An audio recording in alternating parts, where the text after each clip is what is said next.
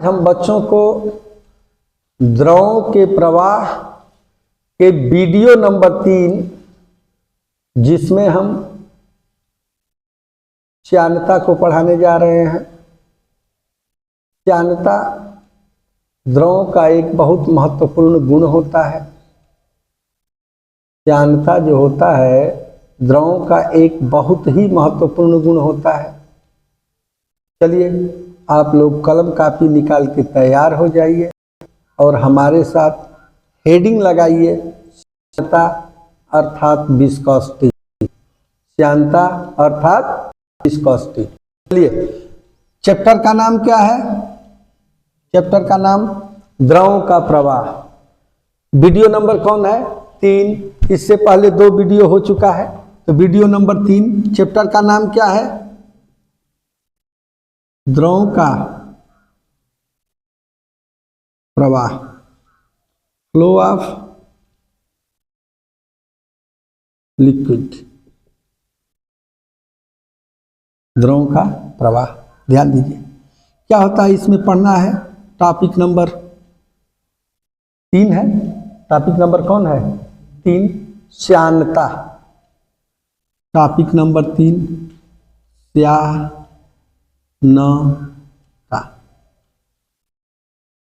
जिसकी अंग्रेजी होती है विस्कोसिटी। ठीक है, क्या है? जैसे सुनो, जब कोई ठोस वस्तु किसी दूसरे ठोस वस्तु पर फिसलती है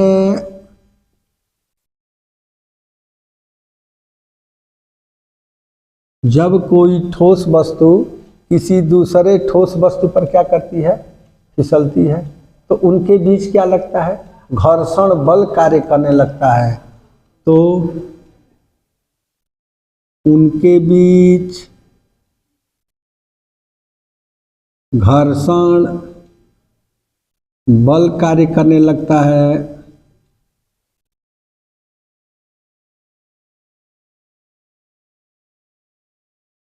तो जब कोई ठोस वस्तु, जब कोई एक ठोस वस्तु किसी दूसरे ठोस वस्तु पर क्या करती है?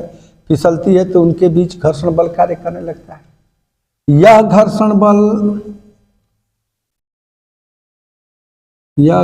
बल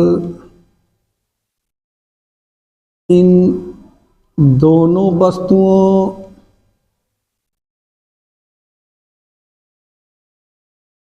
के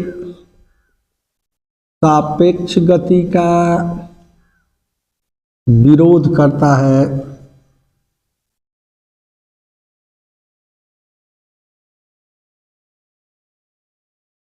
ठीक इसी प्रकार, ये तो हम भाई ठोस में बात बताए हैं। अब हम चूंकि चैप्टर का नाम है द्रवों का प्रवाह, तो हम ठोस का ख्याल धरा रहे हैं कि जिस प्रकार कोई एक ठोस किसी दूसरे ठोस पर फिसलता है तो उनके बीच घर्षण बल कार्य करने लगता है। यह घर्षण बल इन दोनों वस्तुओं के सापेक्ष गति का क्या करता है? विरोध करता है। ठीक इसी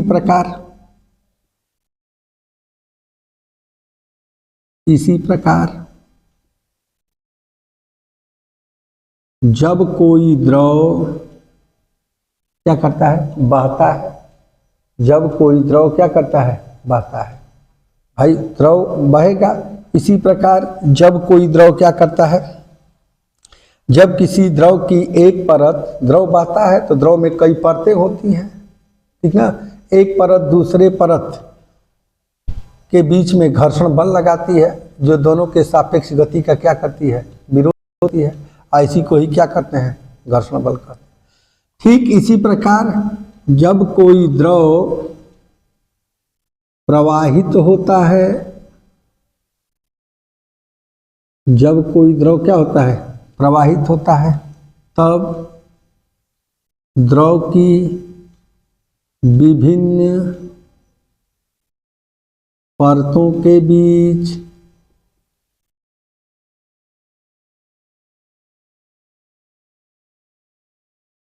सापेक्ष गति होती है तो उनके बीच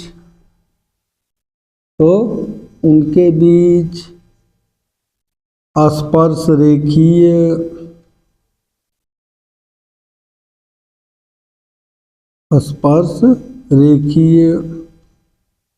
घर्षण बल कार्य करता है, जो इनकी सापेक्ष गति का विरोध करती है।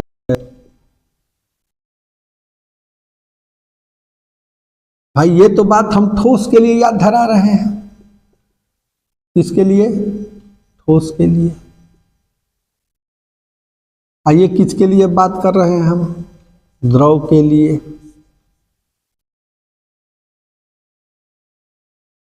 जैसे एक ठोस दूसरे ठोस पर क्या करता है? फिसलता है, तो उनके बीच घर्षण बल कार्य करता है। यह घर्षण बल दोनों वस्तुओं के सापेक्ष गति का क्या करता है? विरोध करता है। ठीक इसी प्रकार जब कोई द्रव प्रवाहित होता है तो द्रव की विभिन्न परतों के बीच में सापेक्ष गति होता है, जिससे उनके बीच क्या करता है? घर्षण बल कार्य करने लगता है।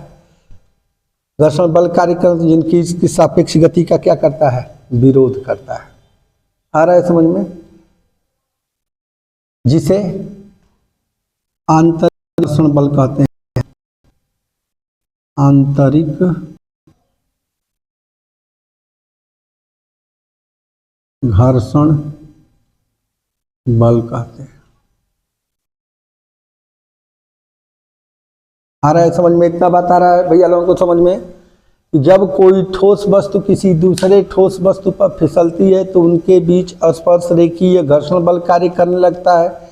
यह घर्षण बल इन दोनों वस्तुओं के सापेक्ष गति का विरोध करता है। ठीक इसी प्रकार जब कोई द्रव प्रवाहित होता है तो द्रव की विभिन्न परतों के बीच सापेक्ष गति होती है, तो उनके बीच स्पर्श रेखीय घर्षण बल कार्य करता है, जो उनके सापेक्ष गति का विरोध करता है, जिसे आंतरिक घर्षण बल, इंटरनल फ्रिक्शन फोर्स कहते हैं। क्या कहते हैं? इंटरनल फ्रिक्शन फोर्स कहते हैं। ठीक है, इतना आ रहा है भैया लोगों को समझ में कि जब कोई ठोस किसी दूसरे ठोस की सतह पर फिसलता है तो उनके बीच में क्या करता है? एक स्पर्श रेखीय घर्षण बल कार्य करता है, जो इनकी सापेक्ष गति का विरोध करता है।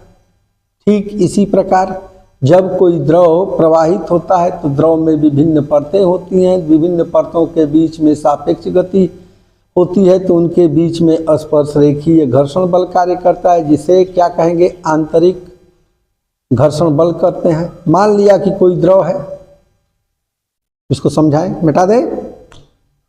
आ रहा है समझ में? जब कोई ठोस वस्तु किसी दूसरे ठोस वस्तु पर फिसलती है तो उनके बीच स्पर्श रेखीय घर्षण बल कार्य करने लगता है। यह घर्षण बल इन दोनों वस्तुओं के सापेक्ष गति का विरोध करता है। ठीक इसी प्रकार जब कोई द्रव प्रवाहित होता है तो द्रव की विभिन्न परतों के बीच सापेक्ष गति होती है, तो उनके बीच स्पर्श रेखीय घर्षण बल कार्य करता है, जो इनकी सापेक्ष गति का विरोध करता है, जिसे आंतरिक घर्षण बल कह रहे हैं। मान लिया कि कोई द्रव है, मिटा दें। ठीक है, क्या कह रहे हैं? मान लिया कि कोई द्रव है,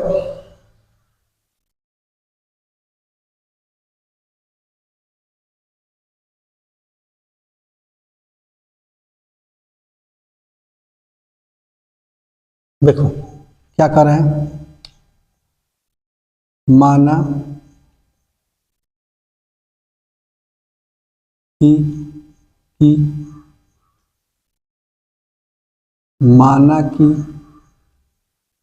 कोई द्रव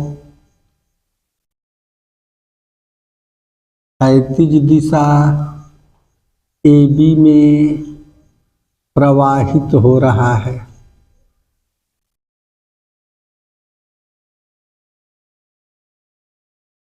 अब देखो, जैसे मान लेते हैं ये है,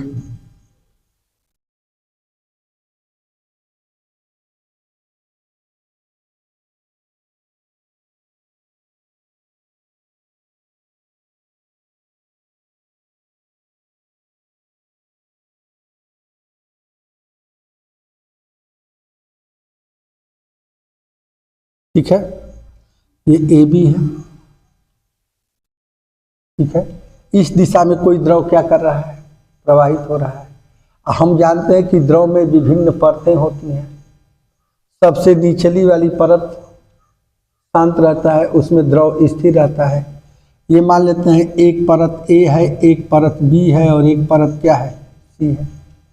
द्रव में विभिन्न परतें पाई जाती हैं। द्रव में क्या होता है, विभिन्न परतें पाई जाती हैं। यहाँ वेग जो होता है, सबसे निचली परत जो तल के संपर्क, जमीन के, जैसे मान लेते हैं कि ये जमीन है और इस पर इतना मोटाई तक पानी बह रहा है, तो सबसे निचली जो सतह है, पानी का सबसे निचली सतह जो जमीन से संपर्क में है वह स्थिर रहता है।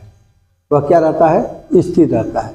तो सबसे निचली सतह ये हुआ, इस डायरेक्शन में बह रहा है पानी, ठीक है, इस डायरेक्शन में बह रहा है, इस डायरेक्शन में पानी बह रहा है, इस ए बी डायरेक्शन में, इस डायरेक्शन में बह रहा है भाई, ए बी डायरेक्शन में ऐसे पानी बह रहा है। और यहाँ वेग क्या होगा, वेग तो 0 होगा। अब जैसे जैसे चूंकि द्रव में परत पाई जाती है, द्रव में क्या होती हैं, परतें होती हैं। इस चैप्टर का सबसे बड़ा लॉजिक, जब भी हम द्रव को पढ़ेंगे तो मानेंगे कि द्रव कई परतों से मिलकर के क्या है, बना है। जो परत इसके नीचे सतह के संपर्क में होता है वह तो स्थिर होता है, उसका वेग क्या होता है, 0 होता है। अब जैसे जैसे हम परतों में चलें, ऐसे सतह से ऊपर चलते जाएं, वैसे वैसे इसका वेग क्या होगा, बढ़ता चला जाएगा। बढ़ रहा है कि नहीं, दिखा रहे हैं कि नहीं दिखा रहे। यहाँ वेग क्या होगा, अधिकतम होगा।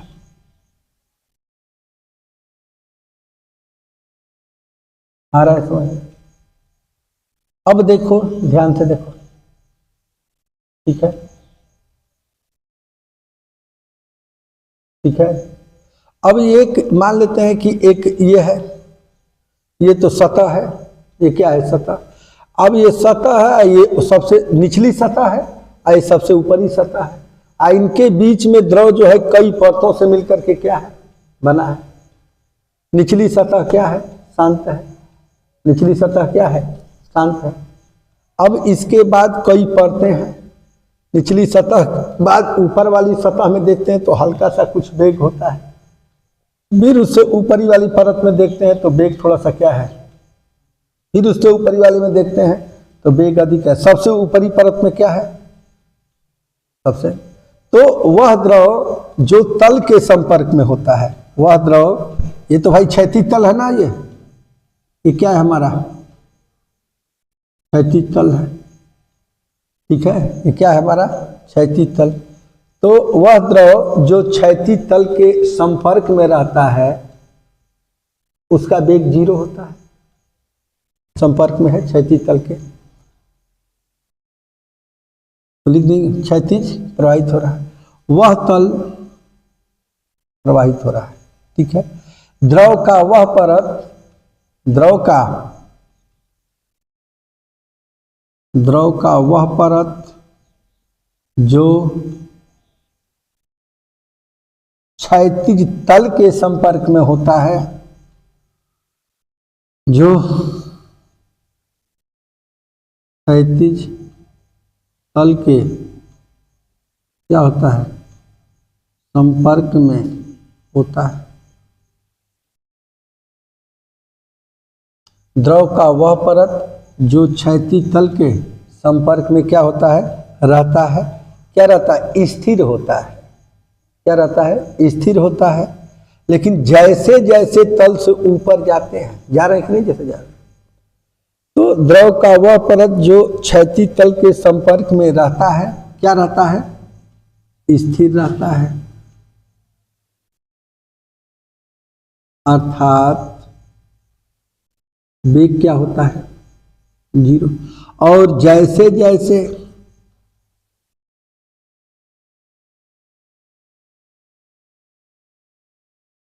हम ऊपर की ओर वाले तल की ओर जाते हैं और जैसे जैसे हम ऊपर की ओर वाले तल की ओर क्या करते हैं, जाते हैं, क्या करते हैं, जाते हैं, तो द्रव का वेग क्या होता है? द्रव का वेग बढ़ता जाता है। द्रव का वेग क्या होता है? बढ़ता जाता है। और सबसे ऊपरी सतह पर, और सबसे ऊपरी सतह पर द्रव के बहने का वेग अधिकतम हो जाता है। और सबसे ऊपरी सतह पर द्रव का वेग क्या हो जाता है? अधिकतम होता है।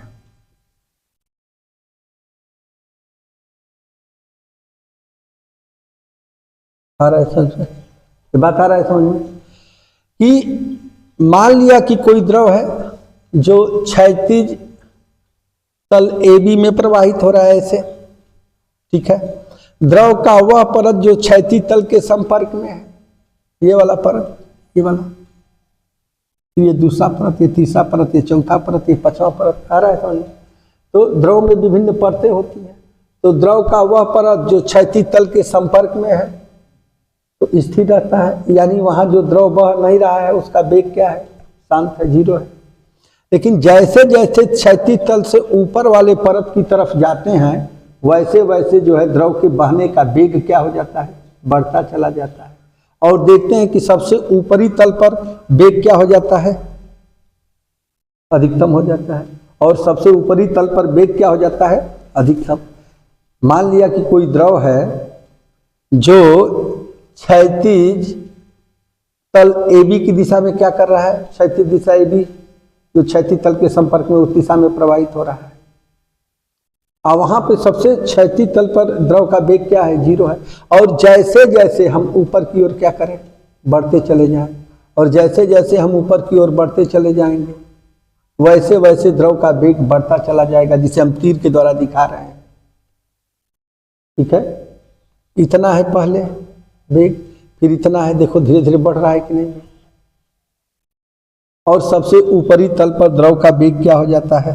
0 हो जाता है। सबसे ऊपरी तल पर द्रव का वेग अधिकतम, और सबसे निचली सतह पर द्रव का वेग क्या होता है?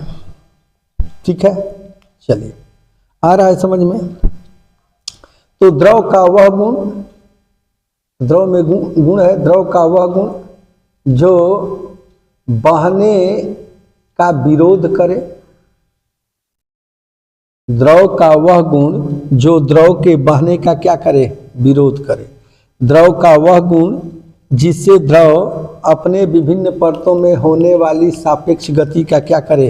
विरोध करे, ठीक है, श्यानता कहलाता है। डिफिनीशन है, द्रव का वह गुण जिससे द्रव अपने विभिन्न परतों में होने वाले सापेक्ष गति का क्या करता है? विरोध करता है। द्रव का वह गुण जिसमें द्रव अपने विभिन्न परतों के बीच में होने वाले सापेक्ष गति का विरोध करता है, श्यानता कहलाता है। आ रहा है समझ में? द्रव का वह गुण, द्रव का वह गुण जिसमें द्रव अपनी विभिन्न परतों में होने वाली सापेक्ष गति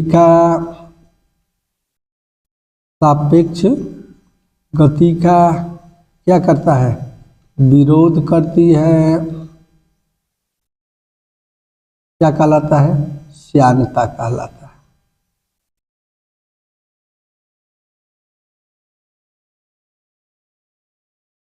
ठीक है। यदि द्रव में श्यानता का गुण न होता तो किसी द्रव को हिला करके छोड़ देंगे तो आजीवन क्या करता रहता? चलता रहता।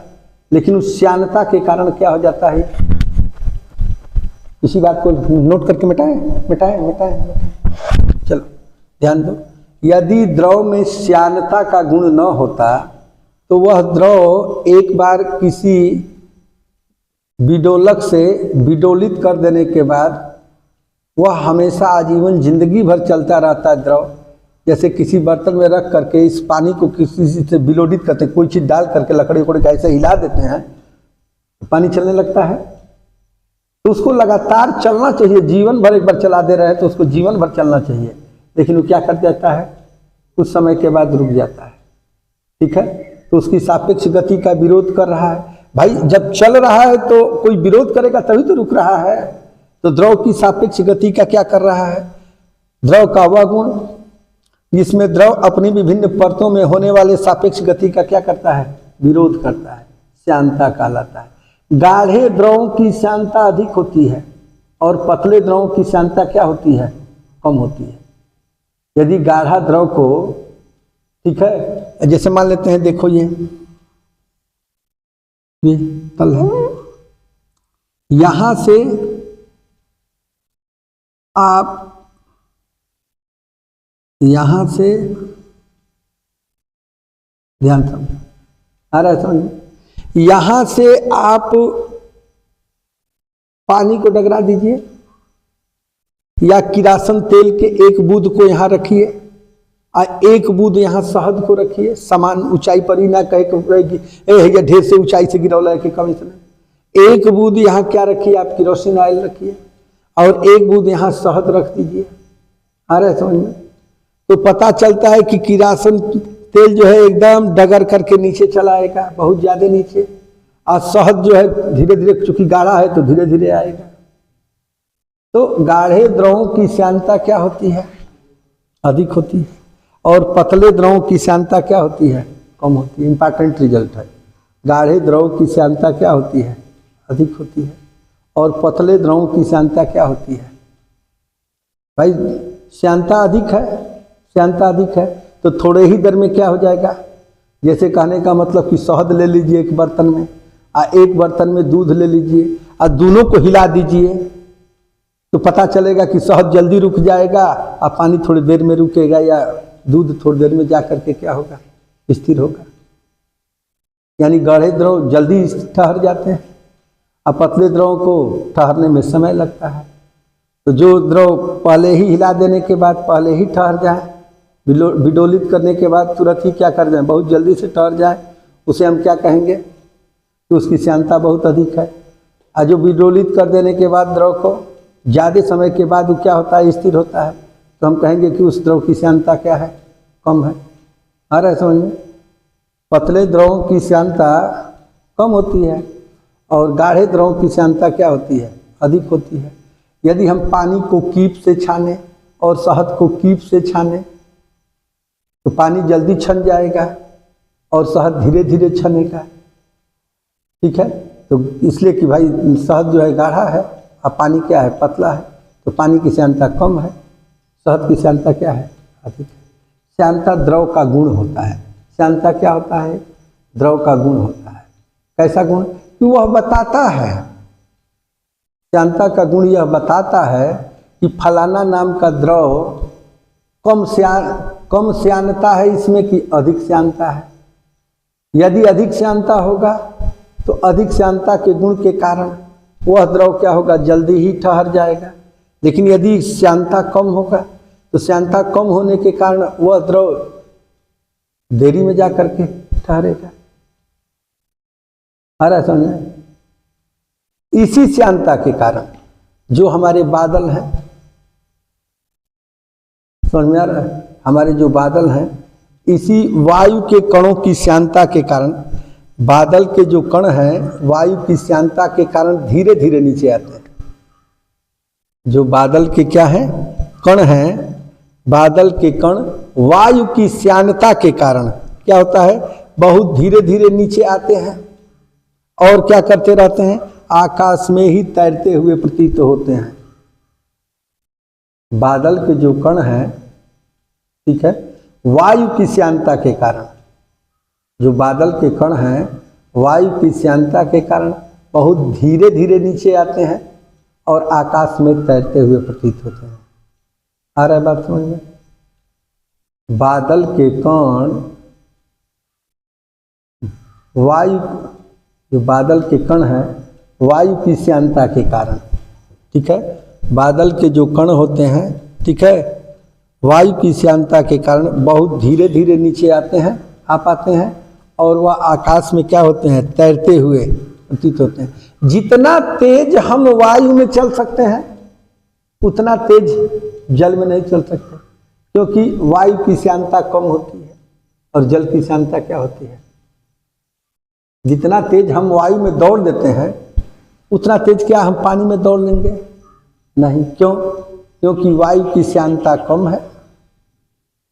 वायु की श्यानता मतलब हम गति कर रहे हैं, दौड़ रहे हैं, तो श्यानता कम है तो विरोध कम करेगा, हम दौड़ते रहेंगे। लेकिन जो लिक्विड है उसकी श्यानता क्या है, अधिक है। तो लिक्विड की श्यानता अधिक है तो उस लिक्विड को क्या कहेंगे,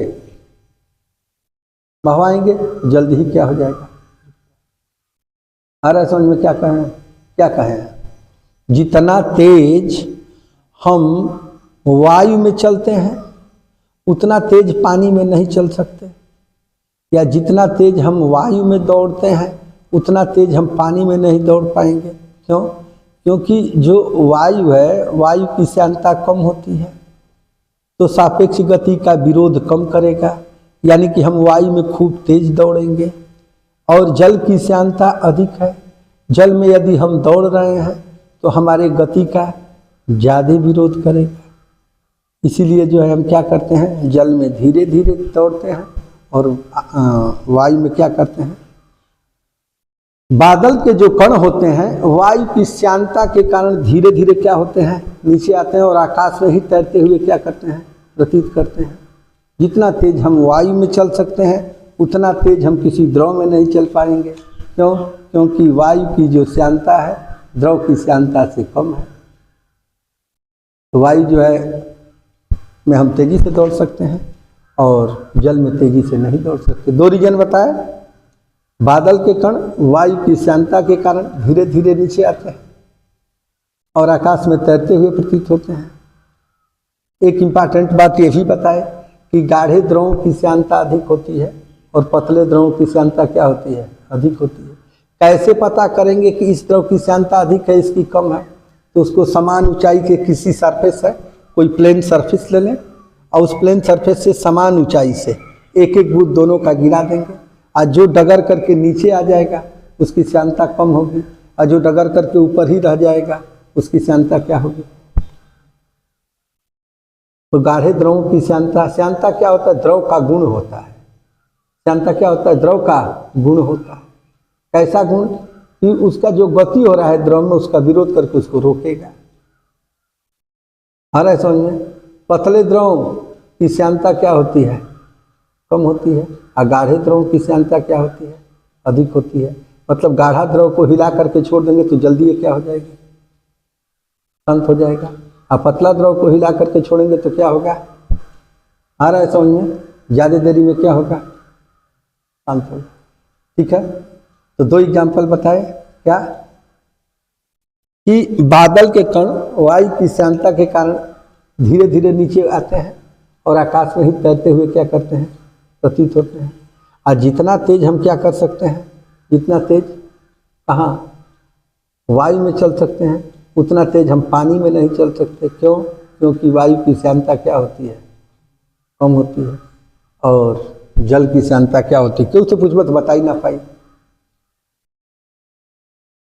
अब स्कूल थोड़े ना पढ़ा दी कोनो, वैसे पढ़ाए वाला आदमी होके चाहिए, वैसे पढ़े वाला लड़का होके चाहिए। ठीक है, तो जितना तेज हम वायु में चल सकते हैं क्या उतना तेज हम पानी में चल सकते हैं। क्यों?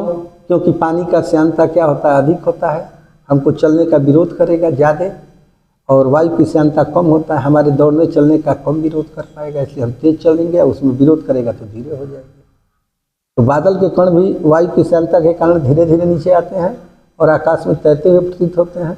गाढ़े द्रव की श्यानता अधिक होती है और पतले द्रव की श्यानता क्या होती है, जितना तेज हम वायु में चल सकते हैं उतना तेज पानी में चल सकते हैं नहीं। क्यों? क्योंकि वायु में जब चल रहे हैं तो वायु का जो श्यानता है द्रव की श्यानता से क्या है, कम है, तो कम हमारे गति का विरोध करेगा। गाढ़ा में दौड़ेंगे, कम श्यानता और अधिक श्यानता का रोल है। वायु जो है पानी की तुलना में कम श्यान है, तो कम श्यान है तो कम हमारा गति का विरोध करेगा।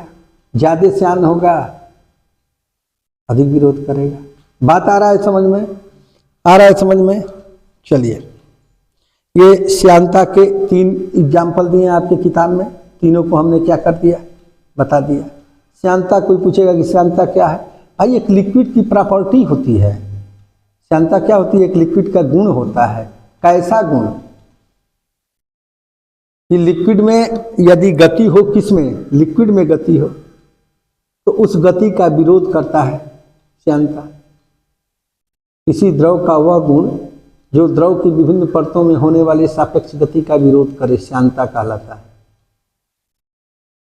द्रव की बात करेंगे तो श्यानता का अर्थ गाढ़ापन से है। जो द्रव ज्यादा गाढ़ा होगा उसकी श्यानता अधिक होगी, या जो द्रव, समझ में आ रहा है? बात आया समझ में? गाढ़े द्रवों की श्यानता अधिक होती है और पतले द्रवों की श्यानता क्या होती है? भाई जितना तेज हम हवा में चलेंगे उतना तेज जो है पानी में नहीं चल सकते। क्यों? कि हवा में जो श्यानता का गुण होता है, पानी के श्यानता के गुण से क्या होता है? कम होता है। अश्यानता क्या है? गति का विरोध करने का गुण, यानी हवा में हमारी गति का विरोध कम होगा और पानी में ज़्यादा गति का विरोध होगा, क्योंकि पानी हवा की तुलना में अधिक श्यान है। भाई बादल के कण वायु की श्यानता के कारण धीरे धीरे नीचे आते हैं और आकाश में तैरते हुए प्रतीत होते हैं। गाढ़े द्रवों की श्यानता अधिक होती है और पतले द्रवों की श्यानता क्या होती है? कम होती है। श्यानता द्रव के बहने का गुण है। भाई द्रव बह रहे हो तो तुमको हम रोकने का प्रयास करेंगे। समझ में आ रहा है? किसी द्रव के बहने का गुण, ठीक है, किसी द्रव के बहने का गुण जो होता है श्यानता के अंतर्गत आता है। टॉपिक आ रहा है समझ में? श्यानता भैया लोगों को आया समझ में? ठीक है, चलिए। यदि यह वीडियो आपको अच्छा लगा तो चैनल को लाइक, शेयर और सब्सक्राइब कर दीजिएगा। जय हिंद, जय भारत।